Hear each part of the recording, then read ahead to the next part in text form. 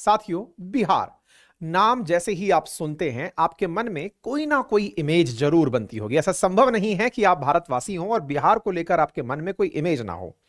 लेकिन क्या आपको पता है कि आपके मन में बन रही यह इमेज अगर आपको एक कालखंड से गुजार कर दिखाई जाए तो निश्चित ही बदल जाएगी।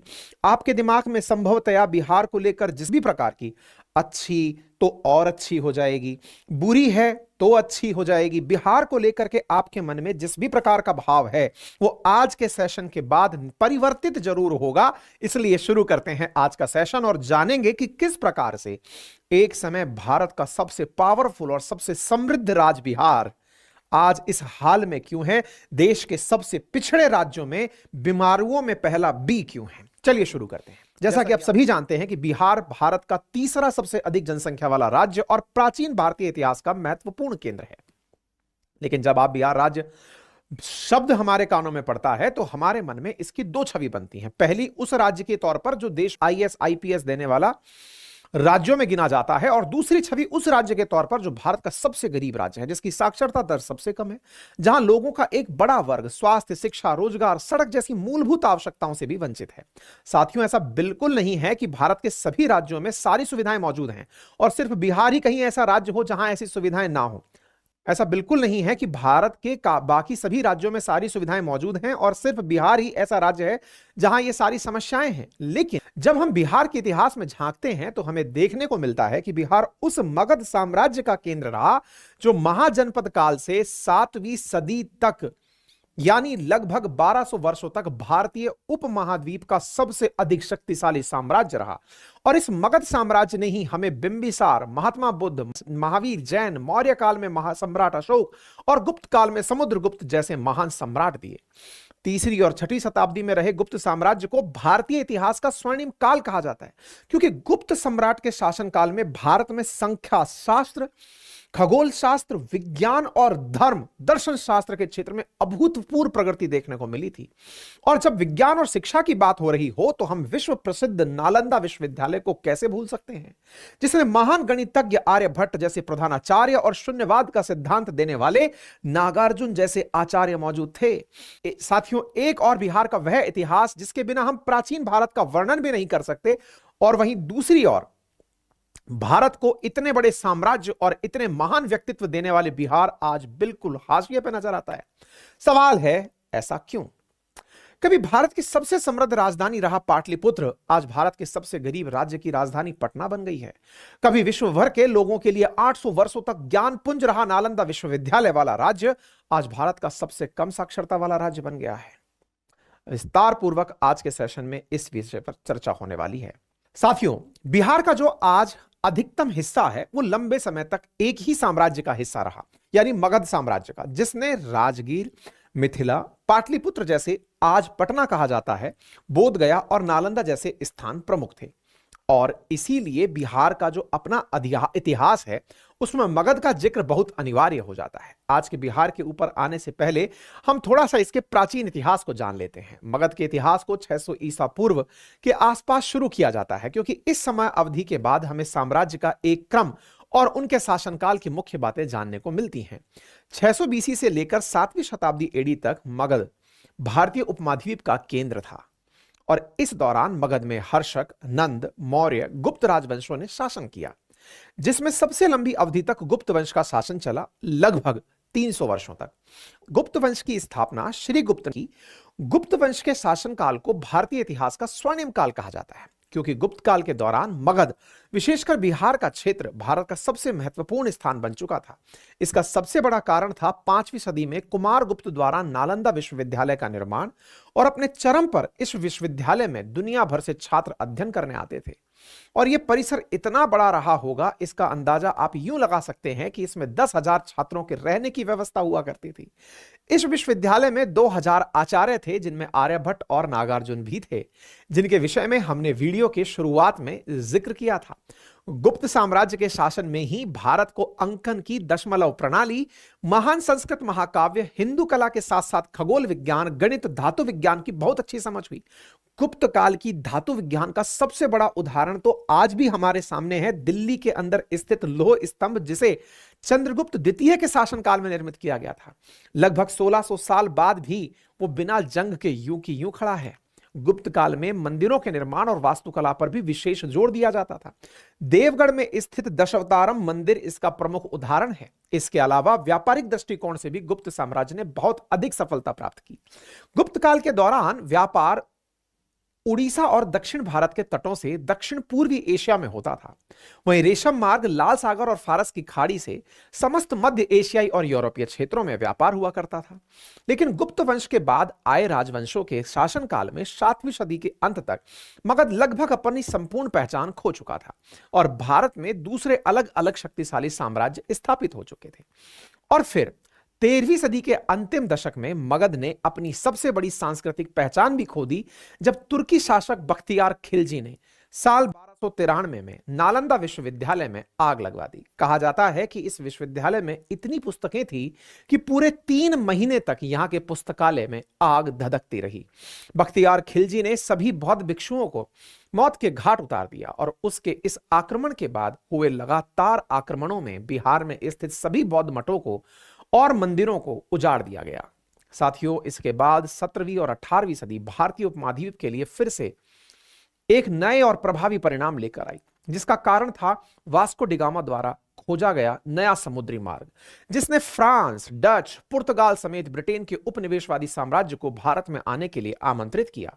और इसकी शुरुआत होती है साल 1500 में, जब पुर्तगाली व्यापारी कालीकट केरल में अपनी पहली फैक्ट्री स्थापित करते हैं। और उनके बाद डच, ब्रिटिशर्स और फिर फ्रांस के व्यापारी साल 1632 में डच पटना में अपनी पहली फैक्ट्री स्टैब्लिश करते हैं, जिसके कॉटन के प्रोडक्शन के लिए लगाया गया था। लेकिन ब्रिटिशर्स की भारत में स्थिति मजबूत होती है साल 1757 और 1764 में बक्सर के युद्ध के बाद, जिसमें ईस्ट इंडिया कंपनी की मीर कासिम और बंगाल के नवाब शुजाउद्दौला की संयुक्त सेनाओं के साथ युद्ध हुआ। और युद्ध में ब्रिटिशर्स ने बंगाल के नवाब सिराजुद्दौला को हराने के बाद अप्रत्यक्ष रूप से भारत में अपने उपनिवेशवाद साम्राज्य की शुरुआत कर दी थी। तो अब बिहार ब्रिटिशर्स के काल में कैसा हुआ? साथियों, बक्सर युद्ध जीतने के लगभग 1 साल बाद 1765 में ब्रिटिशर्स ने बंगाल प्रेसिडेंसी की स्थापना की, जिसमें आज के बिहार, झारखंड और पूर्वोत्तर का बड़ा हिस्सा समेत बर्मा तक, यानी कि आज का जो म्यांमार और सिंगापुर वाला हिस्सा है, वो भी शामिल था। और आज के बिहार की नींव भी इसी प्रेसिडेंसी रूल के दौरान लिए गए फैसलों से पड़नी शुरू हो गई थी। प्रेसिडेंसी की स्थापना के बाद ब्रिटिशर्स के सामने सबसे बड़ी चुनौती आती है टैक्स कलेक्शन की, क्योंकि इतने बड़े क्षेत्र के टैक्स को कलेक्ट करने के लिए एक बड़े प्रशासनिक तंत्र की आवश्यकता थी, जो बिना किसी बेईमानी के टैक्स के अमाउंट को कंपनी तक पहुंचाए। और इसके समाधान के लिए ब्रिटिश अधिकारी लॉर्ड कॉर्नवालिस ने अपने कार्यकाल में 1790 में मुगलों द्वारा स्थापित की गई जमींदारी व्यवस्था को लागू कर दिया, लेकिन कुछ बदलावों के साथ। साथियों, जो मुगलों की जमींदारी व्यवस्था थी, उसमें किसानों को इतना शोषित नहीं किया जाता था जितना ब्रिटिश जमींदारी व्यवस्था ने किया। और यह व्यवस्था तब और ज्यादा शोषणकारी हो गई जब 1793 में इसे स्थायी बंदोबस्त में बदल दिया गया। स्थायी बंदोबस्त के तहत किसानों को अपनी उपज के 11 में से 10 हिस्से टैक्स के रूप में देने पड़ते थे, यानी कि कुल उपज का लगभग 89%। शुरुआती सालों में तो स्थायी बंदोबस्त ब्रिटिशर्स के लिए काफी फायदेमंद साबित हुआ, क्योंकि बिहार की उपजाऊ जमीन में अनाज का अच्छा उत्पादन होता था, जिससे ईस्ट इंडिया कंपनी को बहुत अधिक मात्रा में रेवेन्यू मिल रहा था। और इस चीज को देखते हुए ब्रिटिशर्स ने इस व्यवस्था को धीरे धीरे उत्तर भारत के काफी हिस्सों में लागू करना शुरू कर दिया। लेकिन दूसरी ओर इस व्यवस्था ने किसानों को बुरी तरह प्रभावित करना शुरू किया, क्योंकि जब हम कम बारिश और अन्य कारणों से अपनी फसल को खराब होता देखते हैं, तो इतना अनाज उत्पादन नहीं हो पाता कि हम अपनी फसल का 10 हिस्सा अंग्रेजों को दे दें, 11 में से 10 हिस्सा दे दें, तो ऐसा संभव नहीं हो पाता। ऐसी स्थिति में किसानों को अपनी जमीन से हाथ धोना पड़ा, क्योंकि वो एक मिडिल मैन के भेंट चढ़ चुके थे। वो जमींदार जो अंग्रेजों से ठेका पर जमीन लिया था, किसानों का शोषण करके पैसा पहुंचाता था, अब वो जमींदार साहूकार की भूमिका में आने लगा, यानी वो किसानों को लोन देने लगा, लोन से पैसा वापस बरतने लगा और वो अंग्रेजों को टैक्स के रूप में देने लगा। एक विशेष साइकिल जमींदार के साहूकार बनने के रूप में देखने को मिली। ऐसी स्थिति में किसान अपनी जमीन से हाथ धोना शुरू कर दिए। यानी कि ब्रिटिशर्स की जमींदारी व्यवस्था में जमींदार के अधिकार तो बढ़ गए और फसल खराब होने पर किसान पूरी तरह जमींदार के क्योंकि टैक्स ना चुका पाने पर जमींदार उनसे जमीन ले लेता था और पैसा ना चुका पाने पर वो उन्हें बंधुआ मजदूर के रूप में रखना शुरू कर चुका था। टाइम के साथ ऐसे किसानों की संख्या बढ़ती चली गई जिन्होंने अपनी जमीन गंवा दी थी, जिनका इंपैक्ट यह हुआ कि बिहार समेत उत्तर भारत की एग्रीकल्चर प्रोडक्टिविटी बुरी तरह प्रभावित हुई। साथ ही किसानों की हालत बहुत खराब हो गई और आगे चलकर यही बात अंग्रेजों के खिलाफ हुए बड़े किसान आंदोलनों का कारण बनी, जिसमें सन 1917 में हुआ चंपारण सत्याग्रह भी शामिल है। जमींदारों की मनमानी के अलावा बिहार को लेकर एक और बात थी जो ब्रिटिश रूल में इसके खिलाफ रही, वो यह थी कि बिहार बंगाल प्रोविंस का हिस्सा था, जहां सरकारी नौकरियों पर बंगाली लोगों को प्राथमिकता दी जा रही थी और बड़े प्रशासनिक पदों पर भी बंगाल के लोग ही बैठे हुए थे। नतीजा यह हुआ कि ब्रिटिश हुकूमत बिहार के प्रति लापरवाह हो गई और बिहार पिछड़ता चला गया। अंग्रेजों की इसी लापरवाही को देखते हुए बिहार को अलग राज्य बनाने की मांग तेज हुई, जिसके बाद 1912 में बंगाल विभाजन के स्वरूप बिहार एक अलग राज्य के रूप में सामने आया, जिसमें आज का झारखंड और उड़ीसा भी शामिल था। इस विभाजन के बावजूद बिहार के किसानों की सिचुएशन में कोई सुधार नहीं हुआ, क्योंकि जमींदारी सिस्टम अभी भी लागू था, जिसमें बिहार के अधिकतर किसान बुरी तरह फंसे हुए थे। लेकिन साथियों, इन सारी समस्याओं के बीच एक चीज ऐसी थी जो बिहार और इसके आसपास के इलाकों के लिए आजादी से पहले और उसके कई साल बाद तक भी बहुत फायदेमंद साबित हुई। हम बात कर रहे हैं बिहार झारखंड में मौजूद कोयले और अयस्क भंडार की। जी हां साथियों, जिसने बिहार समेत पूरे झारखंड और पश्चिम बंगाल को एक औद्योगिक केंद्र बनाया।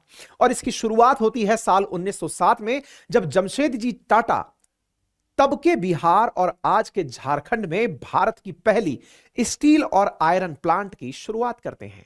इसके बाद 1930 में यहां बड़े स्तर पर कोयला खदान का कार्य भी शुरू हो जाता है, क्योंकि भारत में रेल नेटवर्क बढ़ने के साथ कोयले की मांग भी तेज हो जाती है और दूसरे विश्व युद्ध के समय और भी तेज हो जाती है। 1937 में बिहार में सीमेंट फैक्ट्रीज भी स्टैब्लिश होती हैं। आजादी के समय तक बिहार में काफी इंडस्ट्रियल उद्योग स्थापित हो चुके थे। इस बात का अंदाजा आप यूं लगा सकते हैं कि आजादी के समय देश की चीनी की कुल खपत का 40% उत्पादन अकेले बिहार की चीनी मिलों में हुआ करता था। लेकिन इस औद्योगिकरण से केवल कुछ बड़े लोगों को ही फायदा हुआ, क्योंकि बिहार की ज्यादातर लोग अभी भी जमींदारी सिस्टम में फंसे हुए थे और कृषि ही उनका मुख्य पेशा भी बना हुआ था।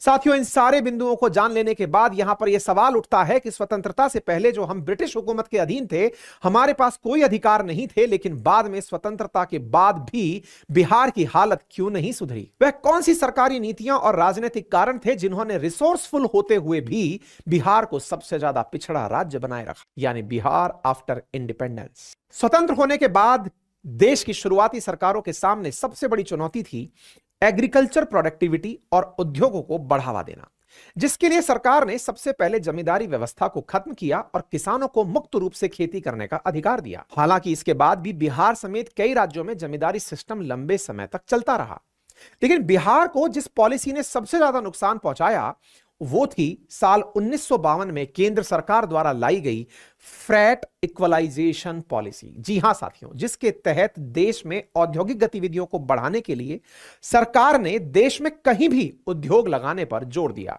जैसा आप ऑलरेडी सुन चुके हैं कि बिहार में देश की कुल खपत का 40% चीनी उत्पादित हो रहा था, तो निश्चित ही अन्य राज्यों को इस तरह के अवसर नहीं मिल पा रहे थे, इसलिए केंद्र सरकार इस फैसले को लेकर आई। साथियों, इस पॉलिसी के बैकग्राउंड को ठीक से समझते हैं तो इस पॉलिसी के आने से पहले हो यह रहा था कि जो फैक्ट्रीज भारत में लग रही थी वो वहां लग रही थी जहां उन्हें अपने प्रोडक्ट के लिए रॉ मटेरियल मिल रहा था। जैसे आज के बिहार, झारखंड, उड़ीसा, छत्तीसगढ़, वेस्ट बंगाल जैसे राज्यों में फैक्ट्रीज लग रही थी, क्योंकि इनके पास मिनरल्स, कोल माइंस जैसे बड़े रिसोर्सेज मौजूद थे। और इस बात को लेकर सरकार का यह सोचना था कि देश में सब जगह तो रॉ मटेरियल उपलब्ध है नहीं, अगर ऐसा ही रहा तो देश में औद्योगिकीकरण सिर्फ रिसोर्सफुल स्थानों तक ही सीमित रह जाएगा। तो इसी समस्या के समाधान के लिए सरकार 1952 में फ्रैट इक्वलाइजेशन पॉलिसी लाती है, जिसमें सरकार ने कहा कि आप देश में कहीं भी उद्योग स्थापित कीजिए, आपके उद्योग के लिए जो भी रॉ मटेरियल यानी कच्चा सामान जरूरी होगा आपको ट्रांसपोर्ट करना पड़ेगा, उस पर सरकार सब्सिडी देगी। यानी विषय स्पष्ट था। आप चाहे जहीं भी फैक्ट्री बनाइए, आपने अपनी सहूलियत से फैक्ट्री बनाई, कच्चा माल ही तो चाहिए था, कच्चा माल आराम से ट्रेन से लेके जाइए, सरकार सब्सिडी देगी। और इस पॉलिसी का इंपैक्ट यह हुआ कि 1952 के बाद सभी उद्योग धीरे धीरे तटवर्ती क्षेत्रों के पास स्थापित होना शुरू हो गए, क्योंकि प्रोड्यूस होकर के जो माल था वो दूसरे देशों में व्यापार करने की सुविधा तट पर आसानी से उपलब्ध होती है। उद्योगपति बिहार, झारखंड, छत्तीसगढ़, मध्य प्रदेश जैसे रिसोर्सफुल राज्यों से रॉ मटेरियल ट्रांसपोर्ट करवाने लगे, जिस पर सरकार उन्हें सब्सिडी देती और फिर फैक्ट्रीज में बने प्रोडक्ट्स को कम खर्चे में समुद्री मार्ग से विदेश और अन्य राज्यों तक पहुंचाने लगी। फ्रेट इक्वलाइजेशन पॉलिसी ने जहां एक और महाराष्ट्र, गुजरात, कर्नाटक, तमिलनाडु में समुद्र के नजदीक मौजूद मुंबई, अहमदाबाद, हैदराबाद, बेंगलुरु, पुणे और चेन्नई जैसे महानगरों को खड़ा कर दिया, वहीं दूसरी ओर बिहार, झारखंड, छत्तीसगढ़, मध्य प्रदेश जैसे लैंड लॉक्ड रिसोर्सफुल रीजन्स इन महानगरों के विकास के पीछे सिर्फ रॉ मटेरियल के सप्लायर बने रह गए। फ्रेट इक्वलाइजेशन पॉलिसी 1993 तक प्रभावी रही, लेकिन तब का बिहार बहुत बदल चुका था। अब यहां उद्योग को स्थापित करना और भी ज्यादा मुश्किल हो गया था, जिसके दो बड़े कारण थे। पहला, पॉलिटिकल इंबैलेंस, और दूसरा, बिहार के किसानों के पास मौजूदा कम साइज जमीन का, यानी कि लेस लैंड साइज। अब अगर पॉलिटिकल इंबैलेंस की बात करें तो 1960 से लेकर 1990 तक, यानी कि 30 सालों में बिहार में 25 मुख्यमंत्री रहे।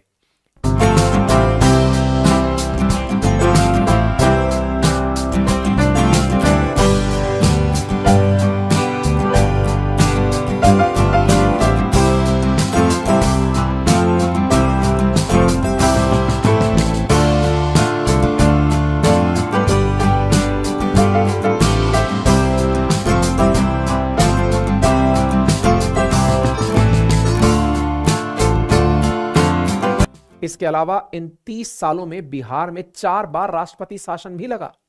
इस पॉलिटिकल इंबैलेंस का सबसे बड़ा कारण था कि कोई भी पार्टी बिहार में उद्योग को लेकर एग्रीकल्चर एक्टिविटी को बढ़ा नहीं पा रही थी। सरकार लोगों में विश्वास पैदा नहीं कर पा रही थी। पॉलिटिकल पार्टीज आपसी मतभेद में थी, तो जो हर कुछ टाइम पर अपना मुख्यमंत्री बदल देती थी। इन सब बातों का रिजल्ट यह हुआ कि बिहार में मौजूद पुराने उद्योग जैसे मिल और फैक्ट्रीज भी धीरे धीरे बंद होने लगे। 1990 के बाद बिहार में नई दिशा की राजनीति सामने आई।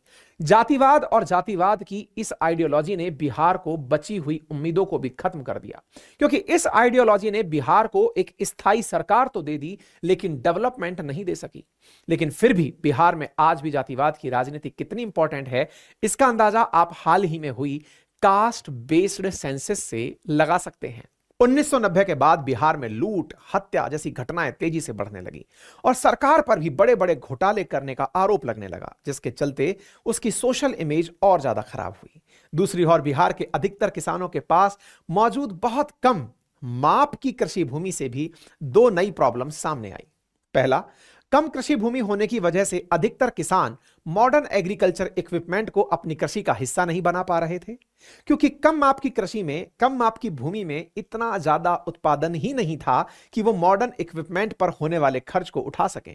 जिसका रिजल्ट यह हुआ कि बिहार के अधिकतम किसान अपनी प्रोडक्टिविटी को नहीं बढ़ा पाए और उनकी कृषि होने वाली आमदनी भी नहीं सुधरी।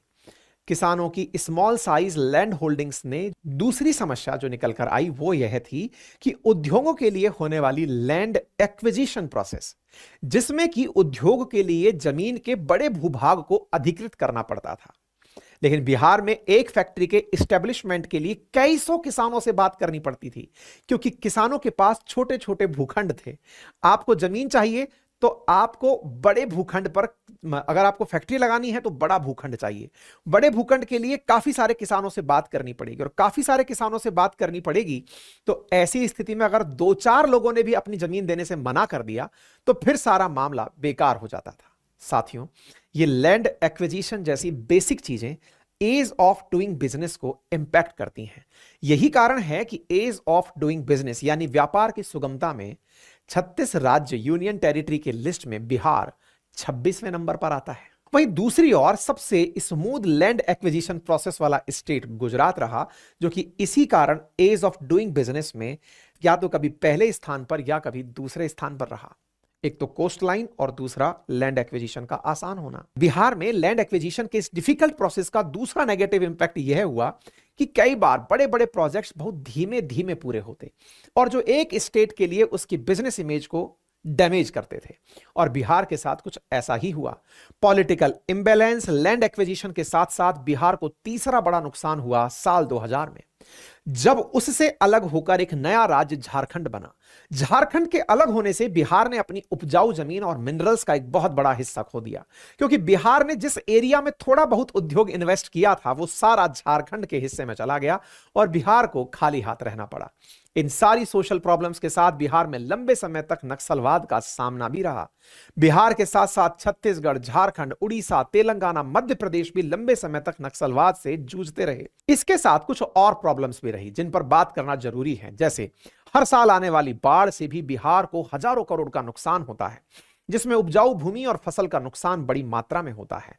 बिहार डिजास्टर मैनेजमेंट डेटा के अकॉर्डिंग पिछले 10 सालों में आए फ्लड के कारण बिहार में कुल 2300 लोगों की मौतें हुई हैं, जबकि 2021 की एक दूसरी रिपोर्ट के अकॉर्डिंग उस साल फ्लड में बिहार सरकार को लगभग 3700 करोड़ रुपए का नुकसान हुआ। एक और ये नुकसान और दूसरी ओर तेजी से बढ़ रही बिहार की पॉपुलेशन भी सरकार के सामने नए चैलेंजेस रख रही थी, जो है गरीबी और बढ़ती हुई बेरोजगारी। इन सारे फैक्टर्स का कलेक्टिव इंपैक्ट है आज बिहार की पर कैपिटा इनकम पूरे देश में सबसे कम है। पूरे देश की टोटल पॉपुलेशन में लगभग 9% रखने वाला बिहार पूरे देश की जीडीपी का कुल 2.77% ही कंट्रीब्यूट करता है। कभी देश की 40% शुगर प्रोड्यूस करने वाला राज्य आज केवल 2% तक सीमित रह गया है। कभी 3000 चावल की मिल वाले राज्य में करप्शन के चलते 2000 राइस मिल बंद हो चुकी हैं।